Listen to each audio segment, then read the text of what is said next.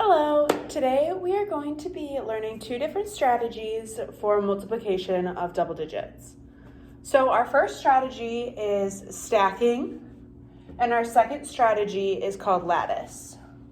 So we're going to start with the more common strategy, which is stacking.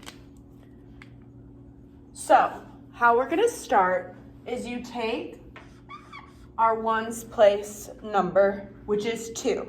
We're multiplying 37 times 62. We first multiply 2 by 7, which is 14, writing the 4 here, and putting our remaining 1 over the 3. This will explain why. We then go across for 2 times 3, which is 6. And then we add that extra 1, which will be 7. Write that down. We then move on to crossing out our 2 and putting a 0 in its spot. We now move on to our 6 that's in the tens place for 62. We go cross for 6 times 7, which is 42. We write our 2 here and our 4 above the 3. We then go 6 times 3, which is 18, and then we add 4, which equals 22, and we write that out flat. Once we have our two numbers and have gone through all the numbers in our base, we then add these together.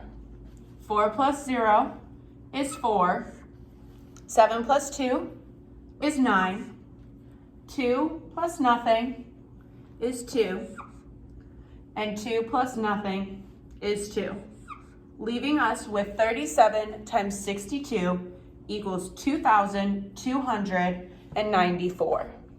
Now, that's a pretty common way to do multiplication of double digits, so I'm going to show you an alternative route if you need to see more big picture type of thing. So we're gonna start out, you draw a box and you create 4 sections, and we have dotted lines going through. We start up top and multiply across our top numbers. We put in this top triangle our tens place, and then our ones place goes here. So for example, 7 times 6 is 42. Our ones digit is 2, which will go in the bottom, and our tens digit is 4, which will go up here. We then move across for 6 times 3, which is 18, putting our tens and our ones digit here. After we're done multiplying 6 all the way through, we move down to our 2 and do the same across. So 2 times 7 is 14, and 2 times 3 is 6. Now you're thinking, but where do we put the 6? It's still in the ones place, so we put our 6 here, and then put a 0 in place where the 10 would be. Once we've done this, the diagonals will start to come in play. We add depending on the location of the numbers in their diagonal, like so. We start all the way to the right with 4 plus 0 equals 4. 2 plus 1 is 3, plus 6 is 9. 0 plus 8 is 8, and 8 plus 4 is 12. Like we did over in our first strategy, we brought that remaining number above the 3, which is the same thing we're going to do here.